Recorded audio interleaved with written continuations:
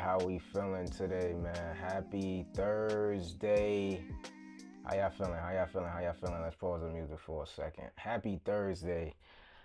Happy Thursday. Hope y'all feeling good. Hope y'all energized. Hope y'all relax, ease into the day. Um, I know the office hour schedule has been sporadic this week. Wasn't on yesterday and I wasn't on Monday, but we here today and we might be on tomorrow. Uh, what are we gonna talk about today? So today we're gonna talk about, right, healthcare AI, kind of the theme of the week, I want to say. Yeah, that's been the theme of the week, and especially like in our meetings and just in general. So much going on with the team so far. So just wanna come in and debrief. So what's going on? Let's start off with like a personal tip. Company is, doing a lot of great things. Again, shout out to Jai for taking it home for the hackathon. He's been on a victory lap. Shout out to Rex as well. Shout out to everybody in New York that's in this like AI space, specifically the healthcare AI space. Because I feel like there's only a subset of us. And then when you talk about minorities, yeah, let's not even like we're not even in a lot of the room. So shout out to us for actually being on the forefront for all of that. Um, but y'all know me, I try not to go to like minority route when it comes to stuff, but it is what it is. You know what I mean? I gotta just put it out there. A lot of times when I'm in these rooms, a lot of times when I'm taking these certifications, hackathons, and stuff like that, there's probably only one other person that's, look like me. You feel me? Like, it's especially me specifically. You know what I mean? Like, nobody really, you know, um, that's disheartening because AI is such a amazing new technology that I feel like there should just be a wider demographic of people in the rooms as these things are getting built. That's just my 2 cents. You know what I mean? Personal little rant in the morning. That's just my 2 cents. Um, it is the 27th of August. September is around the corner. The year is basically done, right? You got September, October, November, December. The year is almost done. Um, a lot going on. So, um, drinking my water this morning. If y'all don't know, it is so Thursday. So if y'all, I probably talked about it a few times on the Thursday before, but Thursday and Fridays I fast. So Monday, Thursday, Friday I fast. Like I fast. So I do a 24-hour fast on Monday, and then I do a 48-hour fast for Thursday and Friday. You feel me? Um, so that's just my lifestyle. That's just what's going on right now. So if I'm low energy a little bit right now, it's because I'm preparing to, just the 48-hour fast has started for you guys. So I'm just gonna be drinking a bunch of water. Usually I have some like lemon water and stuff in it and stuff like that to give me flavor. Um, but let's not be too long with it. Housekeeping, go ahead, scan the QR code. It's going to take you to A Plus Active Services. That's where you're going to be able to reach out to the team, get some information, and check out some dope content. If you're a healthcare professional, we have the Prompt Clinic. The Prompt Clinic is where you're going to get some hands-on training about AI, specifically how you can incorporate it into your practice, into your line of work. Today, we're going to talk about patient information in AI because that's like really, really big, right? Like that's like my mic good. Um, I feel like it's awkwardly praised, but patient information, like why is this important? Well, because we're in healthcare, right? We deal with patients, and patients are, it gets serious, right? Especially when you're talking about some healthcare information, like it gets serious. Like we don't want to give out any personal information. So today we're going to talk about healthcare AI. Can AI protect sensitive data, right? And what does that mean? So open data retention, we have an article. Well, and it's pretty much the timely discussion of healthcare handling sensitive information. So what is healthcare, right? Patient and over and above and then implements. Right? So like what data retention actually means, retention and for right data. The case for evaluating AI tools, right? all of that stuff that is so important. But then like a lot of the, I'll say like publications and a lot of people covering it and stuff like that, especially in the AI space. Like you'll probably get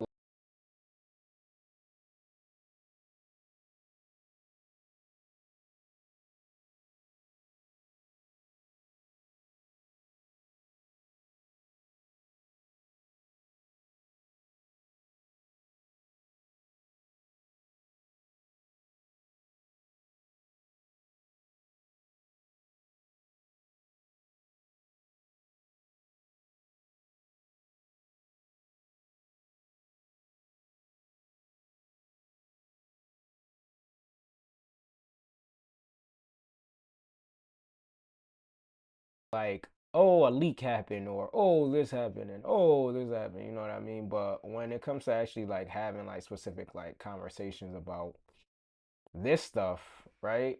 Like the patient, the boring stuff, right?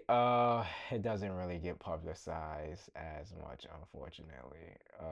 And that's disheartening. So we have a video, and we also have uh an article as well.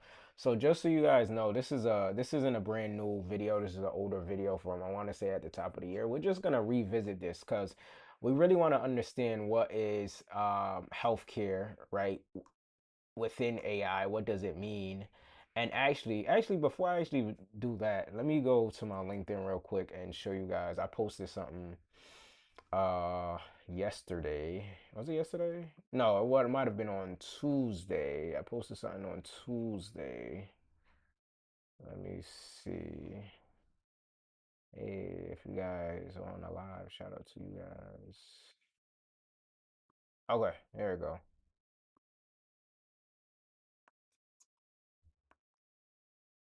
And this is pretty much what I posted. Let me zoom in a tad bit. Uh a tad bit right here. So a list of top health systems in NYC you can use ChatGPT with, but here's the thing. I have a huge love for the healthcare in New York. Part of my day to day not too long ago was connecting patients and care teams to these exact systems to improve quality care. The thing is, I can almost guarantee less than half of them use AI. For the ones that do, maybe only 1% was actually trained on how to use it well. Yet, if you load up ChatGPT, here they are, right?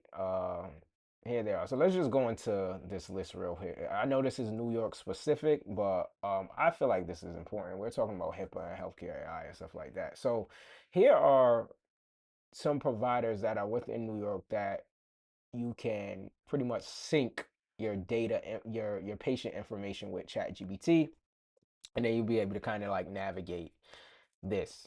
So you can actually like go in and sync if you're a patient at Mount Sinai, NYU, New York Presbyterian, Montefiore, a bunch of these other hospitals, right? New York Health and Hospitals, Columbia. You'll be able to kind of log into your patient portal and share information through ChatGPT and stuff like that. And then they'll securely secure your records and things like that. My thing about my post and this thing here is I just wanted to address that I like I've only recently got out of like the work that I was doing, right? I've only recently, it's really only been like a year for real. You know what I mean? Like a year. So, and even then like when ChatGPT, like none of these companies were on the platform. Like I swear to you, they weren't. Like we didn't have a lot of plugins. There weren't a lot going on. But these large health systems were not on the platform. Now they're on the platform. And my thing is, obviously, we're seeing like a bunch of, right? We already know money is going into AI when it comes to healthcare, right? But we're seeing like to integrate the integration happen in real time where patients are going to be able to kind of use these large language models, right? To pretty much like sync their health and have more like in-depth conversations with themselves, but also with their provider. The post that I'm saying is I guarantee you, nobody on the ground level, nobody in these offices are able to use AI on a sophisticated level that they need to, right? And I'm just saying majority. I'm pretty sure there's a small speck, a few. I'm pretty sure there's some software engineers on the team. I'm pretty sure there's people on their team that gets AI, which is why they're here. My only thing is the people in the offices are not the ones really understanding AI, and you're kind of pointing what is it like? Is it the cart before the horse? Is that the terminology? So now we have patients, right? We have people that can access right healthcare information, their direct healthcare information, get questions, get insight directly within ChatGPT. But the providers and the staff and the client facing people and the social workers aren't trained in AI and don't use it on a day to day. Like, please let me know how that makes sense. Please let me know how that makes sense. Like, please let me know how that makes sense, right? So now we're gonna have like a scale of patients who are either well versed enough in AI to talk about their healthcare and talk about or ask questions about their patient journey, but the people providing the service aren't trained in this technology. Doesn't make sense. It like okay, this is what I'm gonna go ahead and do, man. It just does not make sense. And this is the disconnect, yo. This is the disconnect. Like this is like clear as day. I'm gonna go ahead and put the QR code on the screen. If you own a private practice, if you're running a healthcare organization, if you're the person in charge of like trainings, learning and development, scan the QR code. Our team will come to your office physically and do hands-on training for you guys to learn AI. Because here's the thing, like we're gonna talk about HIPAA, we're gonna talk about patient information, but when you talk about AI as well, a lot of this stuff could be like built within the system itself. Mount Sinai could have their own AI integration happening that's super unique from NYU, that's super unique from New York Presbyterian and health and hospitals and stuff like that, and could still be fully like can communicate in between. You know what I mean? We still have the epics, we still have like these big EHR systems and stuff like that, but like for someone who's doing the work to then go in and say, hey, I built the system where we could streamline all this and we could talk just as sophisticated as the patients about AI and what they're seeing, that should be a game changer, right? Like I'm not far off when it comes to that, right? Like that's right, like okay, doesn't matter. Okay, so let's get into offering zero data retention. What is zero data retention? This was an article that came out last week. I've noticed one thing. So when I get on these AI office hours, real quick, let me come to you guys like full screen. When I get on these AI office hours, I get resources and I get a lot of information. I go into Codex, and so pretty much how my day to day is either in the morning or the night, I go into Codex and say, hey, Codex, run me an AI office hour prep. What it's gonna do is give me three different categories of like what I should talk about for my office hours. So it's gonna be the categories are always the same: trending news in AI, healthcare related AI, and a live build. I haven't done a live build in a minute, so I should probably either do that tomorrow or next week. But I've noticed, right, being that I'm using Codex for this, right? I'm using Codex for this. My resources have been coming directly from OpenAI, right? Like for the most part, it's always defaulting to OpenAI resources. So that's just interesting. Go ahead, scan the QR code, man. Let's get into it. All right. Offering zero data retention for frontier models, right? What does this mean? You guys will be able to kind of look this up as well if you guys want to take a look at it. So zero data retention gives enable API customers a clear promise, right? OpenAI does not retain their prompts or their models responses after a request is processed. Customers content is not available on OpenAI personnel for review, and enterprise customer data is not used to train our models unless customers explicitly opt in. So these are like pretty much like the things that they have on the enterprise level, or just like if you guys are incorporating open AI's infrastructure into your practice, right? That's super important, especially for people. I don't have experience. I don't have deep knowledge as to if there's a lot of um companies like I don't know anyone in New York that has onboarded OpenAI into their infrastructure, is what I'm saying. So if you guys are thinking about that, we'll be able to support you. But I haven't came across anyone who has the infrastructure in their practice as of yet. But I'm pretty sure it's right. It's big everywhere. So as a model, let me see how it looks on the screen. I'm gonna take off the QR code so you guys can see.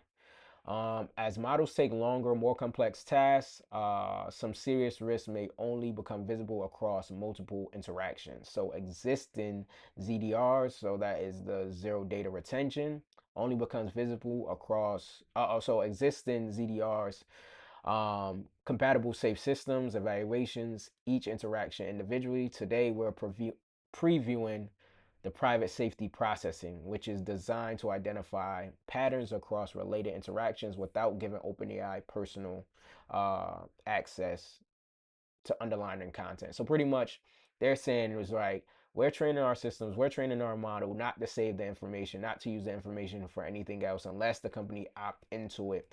As well as, right, the chats, right, the interface aren't even like saving the information, but they're figuring out a way to kind of still automate the process or use the pattern to kind of predict what provide how people will interact in some way shape or form with the information, right? So that makes sense. So for the ZDR deployment, customer content remains on infrastructure the customer controls, right? So we also developing an option in which the content is stored in an OpenAI infrastructure, encrypted with keys controlled by the customer. So I believe this is going to be really for the business and the enterprise people to really understand that you're going to be able to encrypt a lot of this stuff within your own infrastructure within OpenAI, right? So safety and all that, that kind of, I'm not going to say it goes out the window, but like is the same as, right, your patient portals, your Epic and stuff like that. It's, you're able to access it in a secure manner. Same with OpenAI if you choose to go that route. In both cases, automated systems can identify potential misuse and return limited safety signals without exposing the underlying prompts of response to OpenAI personnel.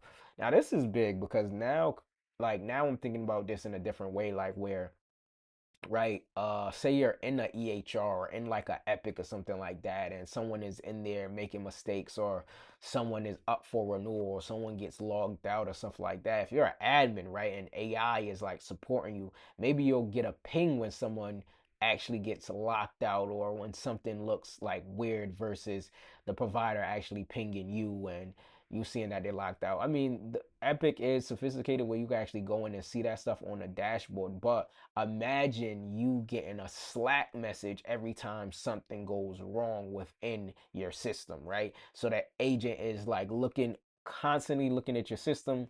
Something like a fire happens, you get a Slack message to put the fire out, and the AI is doing that, right? What? That would have been perfect for me. You know what I mean? So, why safety systems need to evolve?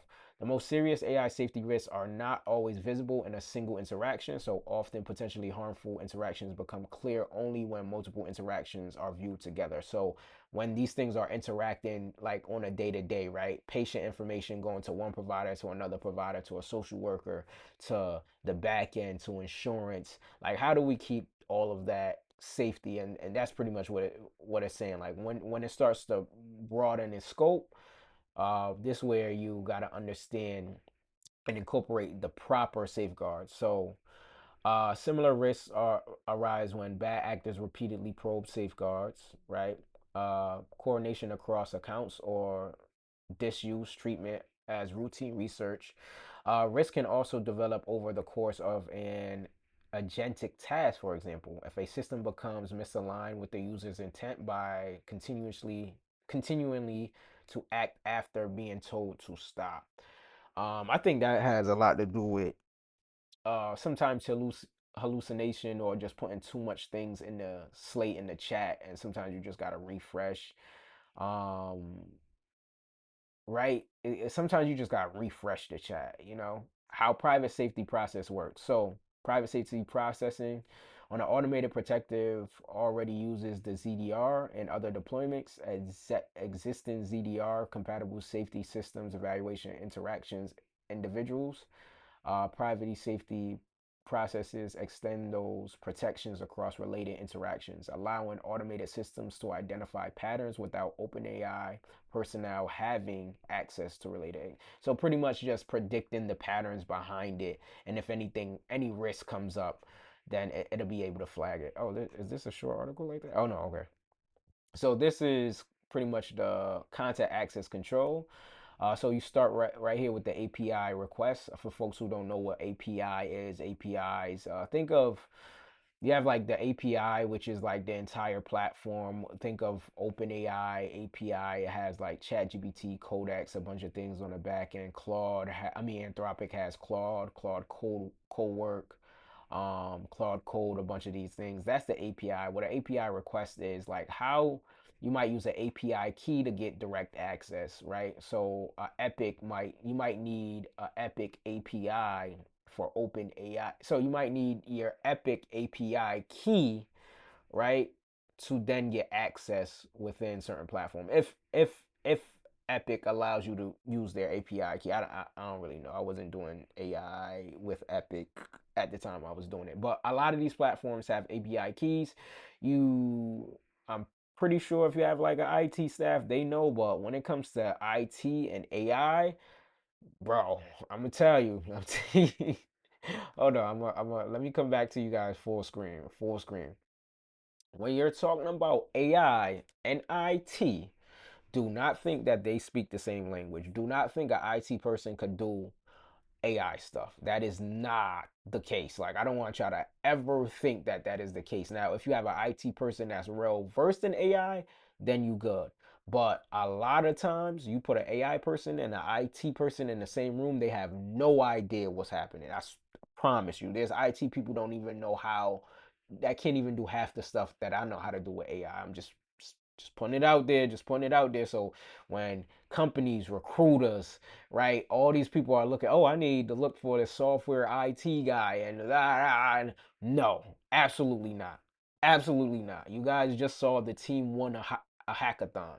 You guys just saw the team win a hackathon. You know what I mean? Like, I'm hands up there. You feel me? Hands up there. So all of the recruiters, all the people on LinkedIn, all the people that's hiring people who's getting like this big software developer that's coming from wherever he came from, and we got him in the practice, and we're gonna do a company meeting and introduce him to the team and let you guys know this is super intentional and we're putting a lot of money behind. Get out of here, man. Stop it. Stop the cat. You know what I mean? Stop the cat. But anyway, like I said, AI, IT, two different lanes. If you don't know, you don't know. Um, so pretty much you get the API key and then you pretty much get access to it. The private safety information process happens as follows. So, right, consumer control data storage, encrypted under customer control, automated to safety, so abuse identity without human review or customer content retention or AI OpenAI servers. So then you get the consumer alert or the customer alert and then the OpenAI safety alert, right? So customers can investigate alerts and choose to share content with OpenAI. And then on this end here, right, OpenAI can only see the category and severity of the alert. So that's just what their personnel will be able to see. So privacy and safety built uh, with and for our customers.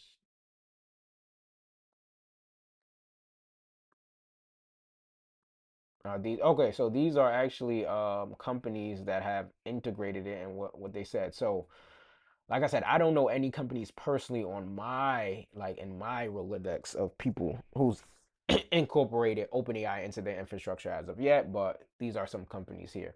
So enterprise AI adoption depends solely on customer control of data with no direct use behind the chosen service. OpenAI's no training commitment and ZDR given glean confidence to build with OpenAI, right? OpenAI shows safety can advance without compromising the privacy and the controls, right? Databricks. Our customers rely on Databricks to access powerful AI models without the data and governance environment they already trust. Within. I thought it said without. OpenAI's continued support for ZDR and their collaborative approach to AI safety helps us make their increasingly capability models available while preserving the patient data, right? In healthcare, protecting massive amounts of sensitive data, ensuring the accuracy, integrity, and the fundamental to earning the trust of clinicians and patients, right? So you got to make sure you have the trust. And then Microsoft is saying privacy and safety are both essential to enterprise AI adoption, and balancing them. At Microsoft and GitHub, we've been working through many of these same issues ourselves, and we appreciate OpenAI's approach for helping organizations maintain control of their data while preserving important sensitive protection. So these are some people who are actively using OpenAI's platform within their infrastructure. Keep reading. Okay, so these are some different things. So usually when you go to like going back to like API, so you see API platform, right? API platform, right? You go ahead and see all of you're gonna see I'm not logged in, but you're gonna see a bunch of things that you have access to outside of chat, right? And other resources as well. All right, Codex. Also, so they got some really dope articles, but if you go up to like developers and stuff like that, you'll be able to see like what the models are, all the techie stuff on the back end. You'll be able to access that. Bring AI to life with voice and image. You'll see all that in their API, coding, customer service, personal recommendations, right? Research, content, education, all that stuff.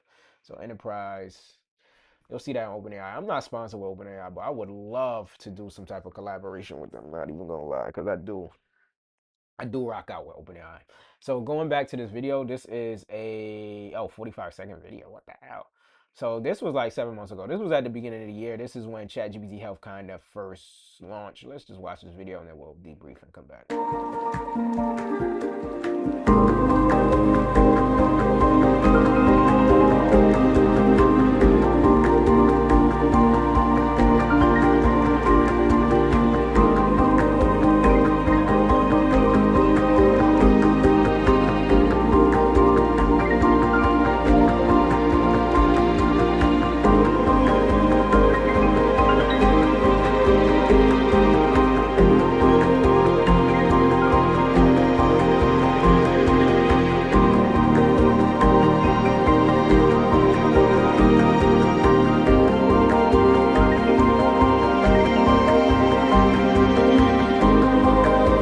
All right, really just overview of like the UI and stuff like that. So, I mean, what does this mean, right? Quick office hours today. What does this mean? What should we be aware of from a healthcare professional standpoint, and what should we be aware of as an individual? So, from a healthcare professional standpoint, one is obviously these large systems are adopted AI a lot on the back end, not necessarily on the front end, but obviously you're gonna have to equip the team, or your team should be privy to what's going on so they can be up to par. Honestly, what's probably happening across the board is they're probably just going to be hiring a bunch of people that's fresh out of college that kind of know AI, where they were taught AI, just to do the work and then weed the other people out for cheaper. That's what I mean. That would make sense to me if I was running my business. You know what I mean? Especially if y'all don't know how to use the technology, and then not being open to. Here's the thing, like when you're in a big enterprise or a traditional health care system, or a startup that kind of went from startup to now, I don't even know what the term is. It's startup. What's the term after startup? We go from startup to regular. Let's just say regular.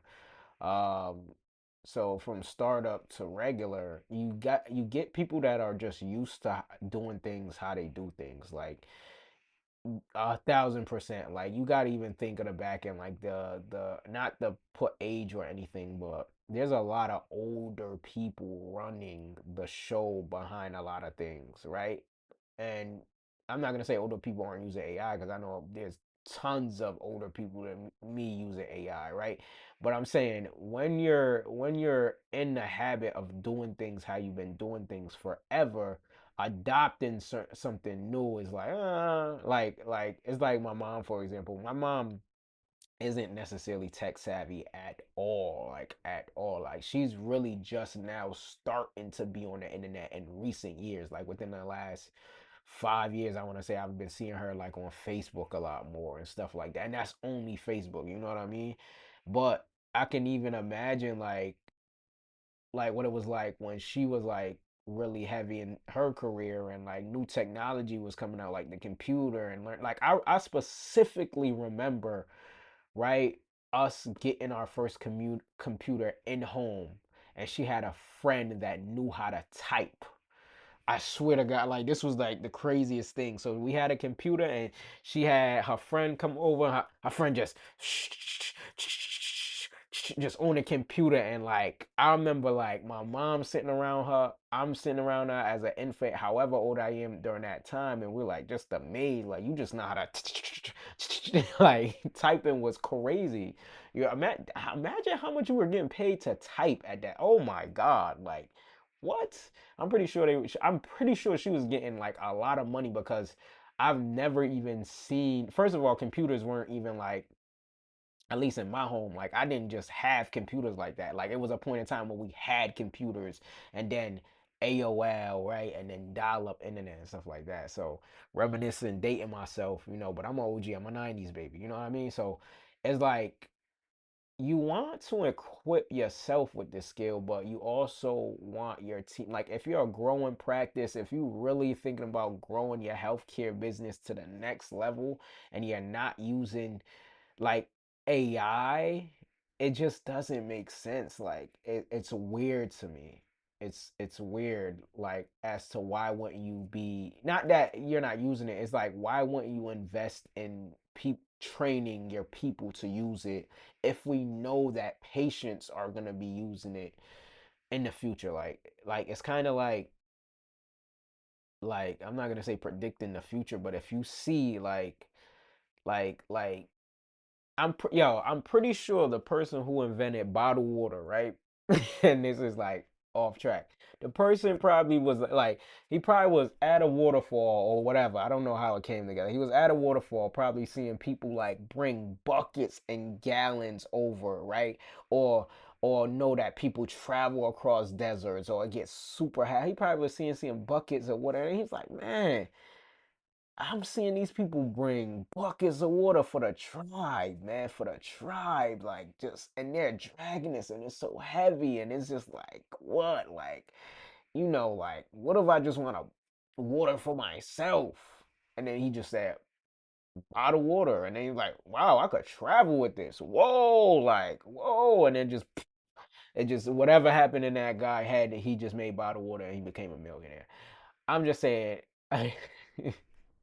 enable your staff to use this technology, give them the opportunity, have some optional trainings. Um, like, so before I left my company, and she'll tell you this, if she'll tell you this 1,000%. So I had a supervisor, right? And she would always, in the 2 years that I was working with her, or it might have been three. When I was in a company, yo, in 7 years, I probably had 30 supervisors, which did not make sense. I had 30 different managers, 30 different supervisors. Um, Anytime my supervisor left the company, got fired, they got rid of the role. They never promoted me. They never did it. That's just I'm just speaking my truth. I'm just speaking my truth. Every time they would just hire somebody over me, and I never understood that. I was like, well, if I'm doing the work and y'all keep firing the people that, it was weird because there was a lot of there were specific people where I did not have to do this with because they had the expertise. Um, But a lot of times, out of the 30 managers I had, I probably had to train 25 of them on how to do the work, which didn't make sense. You know what I mean? Like, it just did not make sense. But anyway, here I am having like PTSD, right? they would hire a manager to manage me, but then I will be training them on how to do the work. I, it just didn't make sense. I'm pretty sure like a lot of people are in that scenario. Like, what are you doing? Like, can't you just like promote me or just designate me to do the thing? Like, it just didn't make sense. Like, and that's where I really knew my value was not like my value was not like even like the last 3 4 months with the team, like it was they anything that I thought was important was like not supportive. It wasn't a priority. And again, I'm just speaking my truth. I'm just speaking my truth. That's just what it was. So on my way out, it didn't even. I was just like, yeah. I kind of saw this coming because nothing that I thought was important or anything that was coming down the pipeline or when I switched supervisors, my every time I switched supervisors, my scope of work changed too. Like it was let's not go let's not go down that rabbit hole. But I say that to say this. One of my supervisors will tell you this. We will have like quarterly meetings, and I'm telling you she would tell you this. Like I'm telling you she would tell you this, right?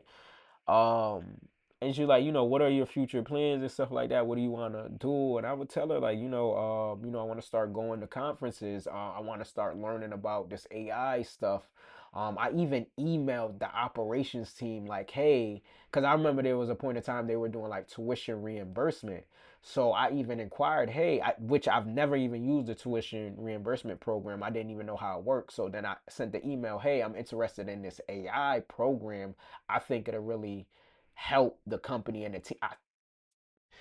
Y'all can find the email from line. If I'm capping, y'all find the email from a few years ago, right? If I'm capping, I swear to you. And then you can ask my supervisor.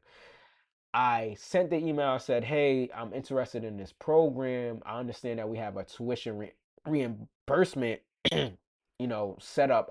Could you explain to me how does that work? Like, would this qualify?" They pretty much told me, "No, it wouldn't qualify. It's only for clinicians, right? It's only for clinicianal stuff. You feel me?" So I was just like, "Oh, I bet." You feel me? Anyway, hindsight, I still did the class. The class being the Harvard class that I posted, like a month ago or something like that.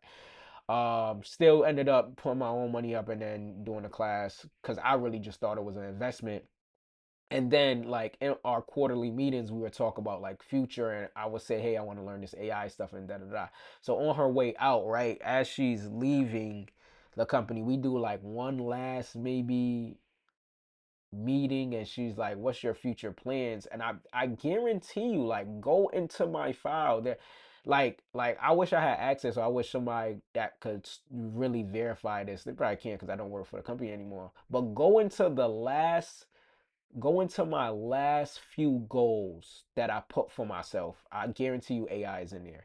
And I say that to say this. I saw this technology happen and I wanted to invest in myself, but nobody was talking about it. They had AI consultants that they never introduced to people, right? I actually had to stumble onto these people because I saw them coming into the office one day and I never saw these people before. I'm like, who are these people? Y'all work? When did you guys start working for the company? And they said, oh no, we're external AI consultants. You know what I mean?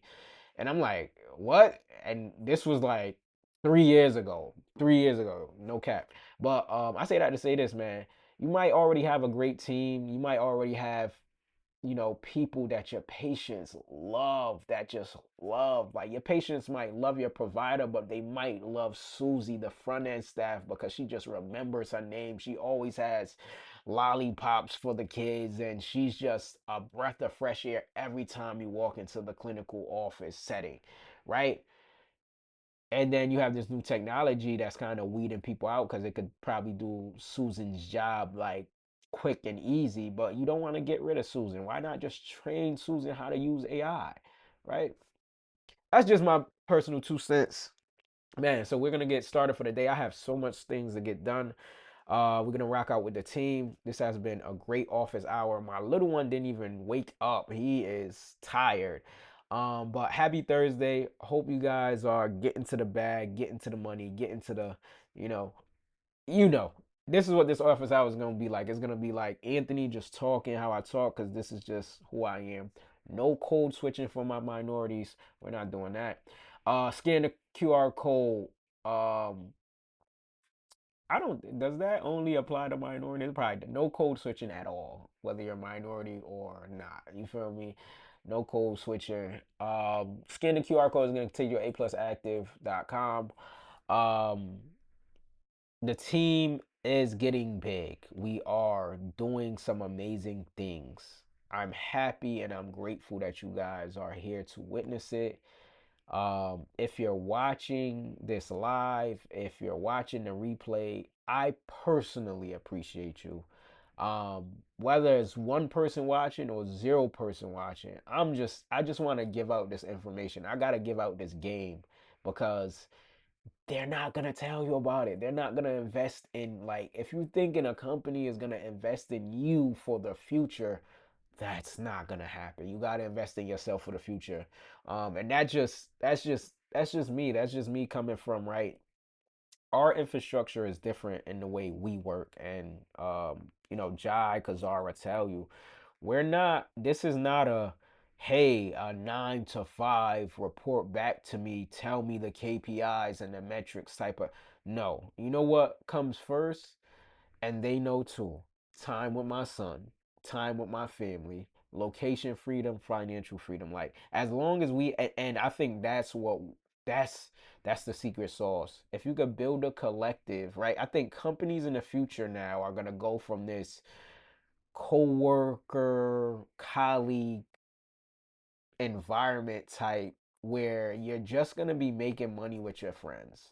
You're just going to come up with your friend group and say, "Hey, we're doing this. Let's do this together," which has always been like a concept, but we're talking about the entire lifestyle of what, like, I just got dual citizenship in Jamaica, so I'm going to be in Jamaica, right? Jai is gonna be in wherever Jai goes. Atlanta, Atlanta. We have Kazar that's overseas. Like, we have so much going on, and we're all like on one accord and stuff like that. So I said I just say this, man. Use this. This technology is here for us to take advantage of, and take advantage of it in the most fruitful way that works for you. Make sure y'all work out. If y'all ain't work out yet, make sure you meditate. Make sure you journal. It is Thursday. Let's end off the week strong. Let's be positive. Tell your people that you love them. All that good stuff. You never hear stuff like this on meetings, right? When you go in and talk to staff, it's all, what are the KPIs? What are the metrics? Nah, man. Y'all have a good day. Take care of yourself first, and then, you feel me, you do the work, man. If y'all don't know, I'm Anthony Virgo, A Plus Active Services. I know what time it is, man. I'm out. I'm outie five. You know what I mean?